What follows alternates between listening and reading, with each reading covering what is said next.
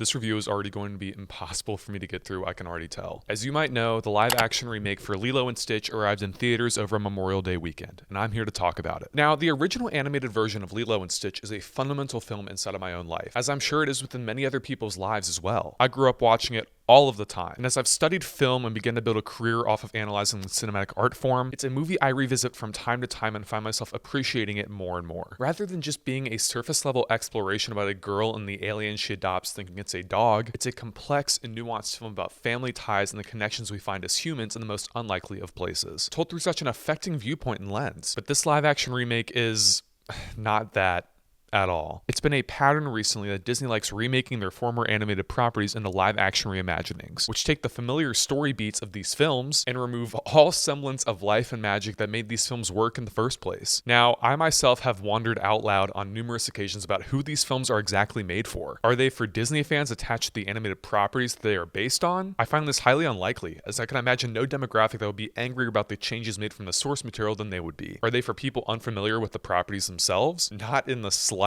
As I think many audience members, myself included, would just tell these people to just watch the original animated versions instead. You see, these live action remakes fall into a mediocre and average category with ease. With the exception of perhaps one or two of these movies, these films are nothing more than easy cash grabs. Many audiences wonder why these films were even made in the first place, and this is the exact mindset that I walked into Lilo and Stitch with. Now, when the film was first announced, a sinking feeling hit me with full intensity. I was worried, to put it lightly.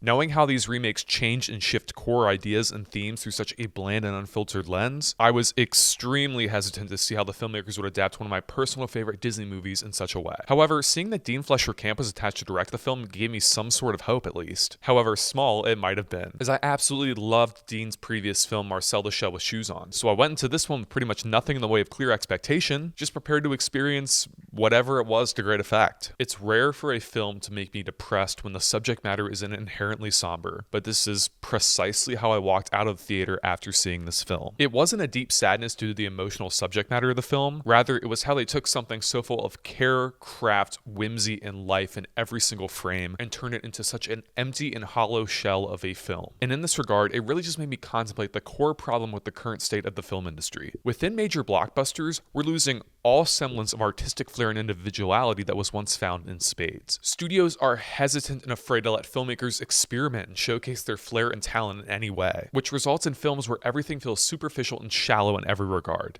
And that's why I'm going to start off my review by saying, I'm not making this video to laud blatant hate on anyone involved in the creation of this film because this reeks of studio oversight. I truly respect the hard work and dedication of all of the cast, crew, and production staff on this project, and I think there's way too much blatant rage bait out there from so-called critics targeting just that, which is honestly deeply problematic and unfortunate. However, it's truly going to be so hard and difficult for me to calmly explain how awful this film is in every way, as there are so many aspects of this film that take core ideas and points from the original and twist the message and meaning of those moments in such a convoluted and messy way. But I'm going to do my best in this review to try to exemplify how these moments and points really just distract from the message and point of the original animated film overall. In all of my years of critiquing and reviewing movies for a living, I have never seen a film miss the mark more than this one does in terms of impact or thematic complexity. I mean, if you really want to look at it from this lens, it's almost an achievement in and of itself. It seems like every second of Lilo and Stitch's live-action remake is devoted to taking ideas from the original and executing them in a half-assed way that feels devoid of all semblance of meaning or life, and ultimately just comes across as wooden and dull in the end of the day. And the problem doesn't just lie in this area either. Rather, the most baffling thing about the live-action remake of Lilo and Stitch, and the element that truly makes it an awful film in every sense of the word, is how it changes the source material and warps it into an entirely different message and idea with ease. Let's start with perhaps one of the biggest offenders when it comes to changes from the source material here, which is the fact that the main villain of the animated version, Captain Gantu, the entire antagonistic force that drives the central plot points of that original film, is just not in this movie. Words cannot even begin to describe my confusion when I started the film and this character was nowhere to be found. I literally thought to myself, if he's not in this, who is the villain here exactly? And it's none other than Captain Jumba Chukiba. What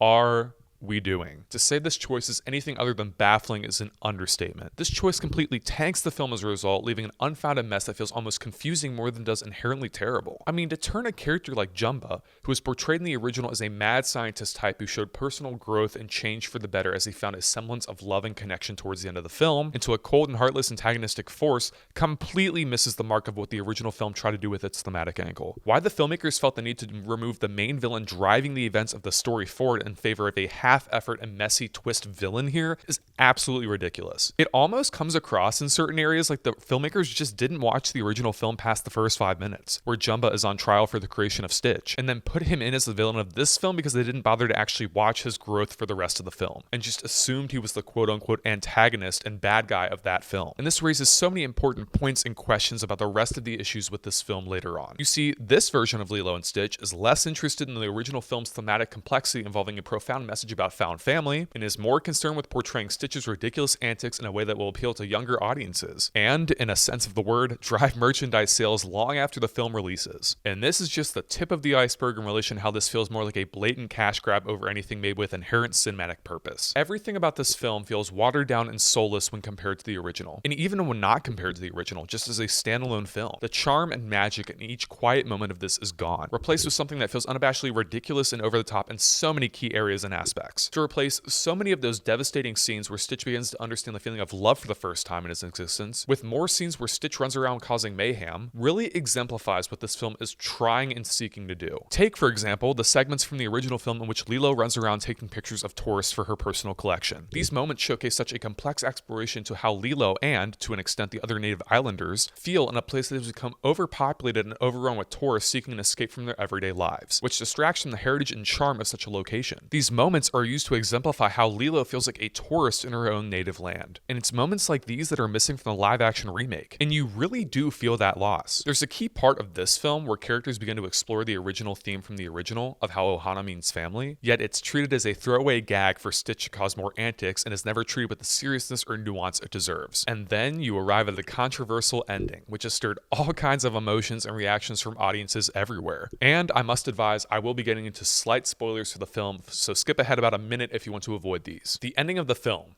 the climax which the entire movie has been building up to the entire runtime, is that Nani wants to study marine biology, but doesn't want to pursue that in fear of losing Lilo. So, what does she do? She chooses to study marine biology in college on the mainland in California and sends her sister into foster care.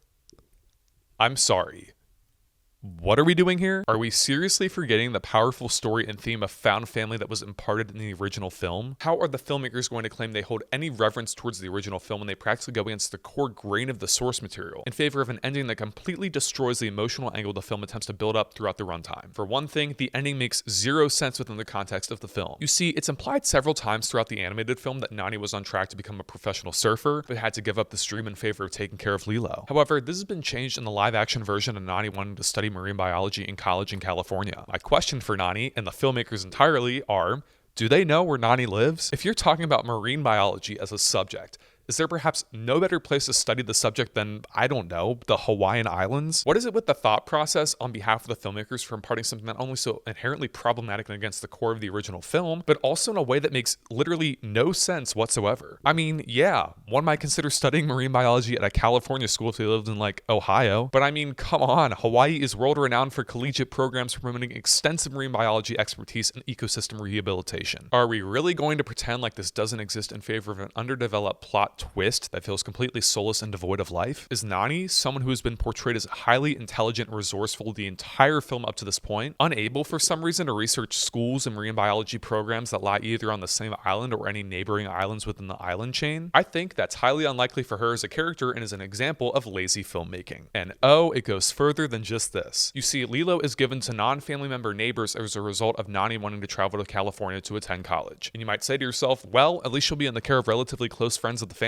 Except the movie seems to forget that although she's being taken care of by friends, she is still in foster care. She can be given up to the state at any point in time and they can come get her at any point in time. She is not within an ohana, for lack of a better word. She's in a temporary situation that could be drastically pulled out from underneath her at any given moment to traumatizing effect. And the film doesn't care about exploring this and kind of just writes it off as, It's fine. She's fine. And the solution the filmmakers provide to the problem of Nani and Lilo spending time apart is that, due to a magical MacGuffin device that is a portal gun introduced earlier on in the film, they are able to visit each other anytime they want. Except, since we're bringing up the portal gun here as a plot device, I want to raise you, why could Nani not stay with Lilo on the island and then just use the portal gun to travel back and forth from her classes to California?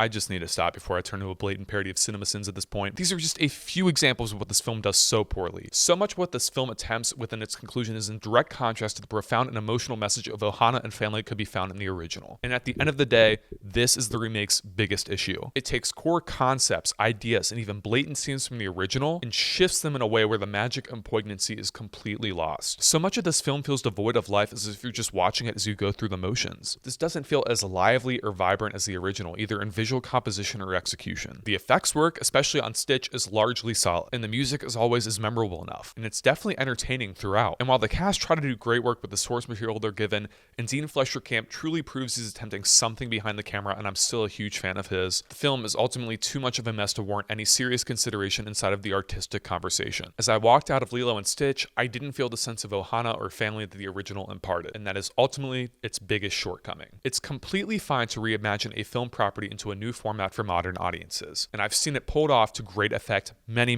times throughout my career. But to completely lose the mark and make a film that feels devoid of everything that made the original important and work in the first place, maybe it's time to start considering making a different film entirely at that point. That's why I'm giving Lilo and Stitch a 2 out of 5 stars.